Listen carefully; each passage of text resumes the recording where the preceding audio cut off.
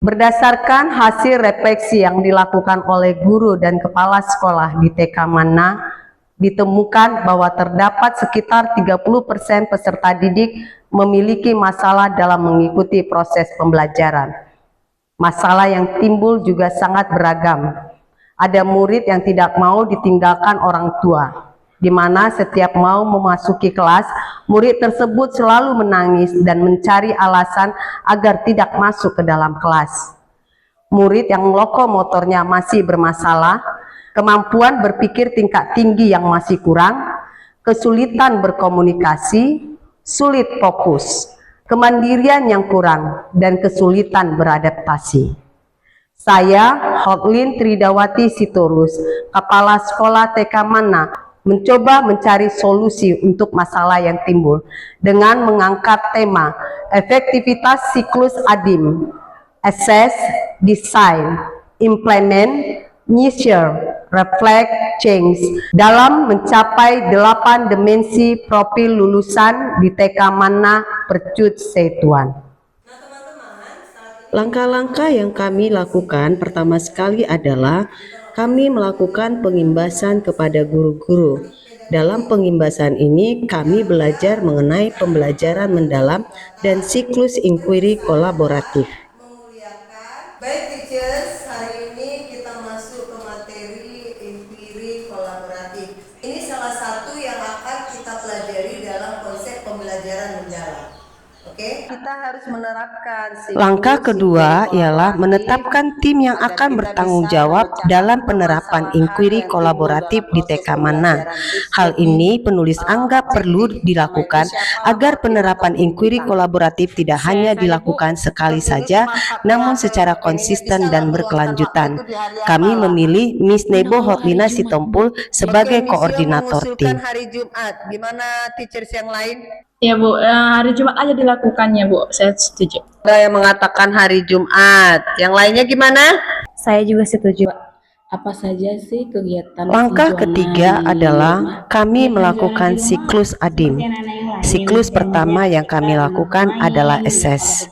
Kami melakukan wawancara kepada orang tua murid, sehingga kami mendapatkan data secara komprehensif seperti minat, kekuatan, kelemahan, gaya belajar murid, cara murid bekerja sama, dan cara mereka beradaptasi di dalam rumah.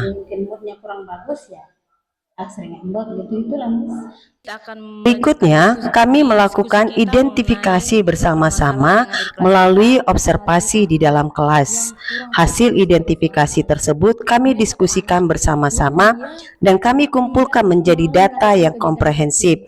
Sehingga dari data tersebut kami melakukan pendataan terhadap hal-hal yang dapat kami lakukan di kelas, sumber daya yang tersedia di sekolah maupun lingkungan belajar, sehingga data-data tersebut kami gunakan sebagai pendukung proses perbaikan ke depan.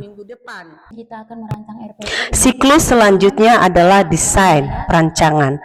Pada tahap ini, data-data yang sudah diperoleh guru saat melakukan assess diolah guru, lalu digunakan guru untuk merancang pembelajaran di kelas. Rancangan pembelajaran yang disusun guru harus dapat menjawab kebutuhan belajar murid. Implementasi tahap ini, guru secara bersama-sama melaksanakan rencana kegiatan yang telah disusun dalam proses pembelajaran. Satu guru menjadi pengajar dan guru yang lain menjadi pengamat, sehingga hasil implementasi ini menjadi bahan diskusi nanti saat melakukan measure, reflect, and change. Tahap berikutnya adalah measure, reflect, and change. Tahap ini merupakan tahap akhir dari inquiry kolaboratif, di mana pada tahap ini guru melakukan pengukuran secara objektif dampak dari pelaksanaan yang dilakukan, sehingga hal ini menjadi indikator keberhasilan pelaksanaan. Di samping itu, guru juga melakukan refleksi dari proses pelaksanaan yang dilakukan, seperti apakah proses pembelajaran yang saya lakukan sudah menjawab kebutuhan murid, apakah murid dapat mengikuti proses pembelajaran dengan maksimal. Hasil refleksi yang dilakukan guru digunakan sebagai data untuk merancang perubahan yang lebih efektif lagi, sehingga proses pembelajaran yang dilakukan sesuai dengan kebutuhan itu murid. sangat menyenangkan. Itu merasa senang, gembira gitu melakukan kegiatan tersebut. Mereka kerjasama juga bagus ya, saya lihat di situ. Rasa sih sangat dapat mereka itu yang namanya bermakna gitu kan. Karena mereka jadi tahu bahwasannya rumah itu harus kokoh. Anak-anak itu antusias yang membangun rumah itu, jadi mau kerjasama, ya berkolaborasi. Itulah yang teacher Sadap amati kemarin ya di kelasnya Miss Desi. Kolaborasi, kemudian kreativitas, kemandirian. Itu kelihatan tidak di kelas yang teacher amati semalam. Yang ketiganya itu tercapai di Artinya ketika teachers itu menanamkan atau membuat rencana pembelajaran sesuai dengan pembelajaran mendalam, yang saya lihat, yang saya kutip dari refleksi teacher semuanya itu adalah bahwa prinsip pembelajaran mendalam, pengalaman pembelajaran mendalam itu dapatlah ya di dalam kelas itu ya. Teachers bisa lihat ya bahwa ketika kita melakukan assess, identifikasi masalah yang terjadi di kelas kita, lalu kita mendiskusikan bersama teman-teman sejawat, mencoba mencari solusi untuk masalah itu, mendesain bersama-sama bagaimana mengatasi masalah itu dengan catatan bahwa pembelajaran yang kita lakukan itu adalah sesuai dengan kebutuhan peserta didik. Makna, berkesadaran, menggembirakan ya, kelihatan di situ ya. Jadi, ketika ditanya nih bagaimana perasaannya anak-anak tersebut, apa yang disampaikan anak-anak tersebut? Mereka menceritakan apa saja yang sudah mereka kerjakan hari itu. Merasa sangat senang untuk bisa melakukan apa yang mereka sukai. Itu adalah satu hal, bahwa ketika teachers ini melakukan yang namanya inquiry kolaboratif dengan siklus ADIM, assess, design, implement, measure, reflect, atau change. Maka persoalan yang kita hadapi di dalam kelas itu bisa kita selesaikan. Jadi saya berharap bahwa teacher sekalian akan tetap melakukan inquiry kolaboratif ini dan tidak melupakan satu tahapan siklus pun. Jadi terima kasih dari saya, sekian. Saya Yohana, guru TK Mana.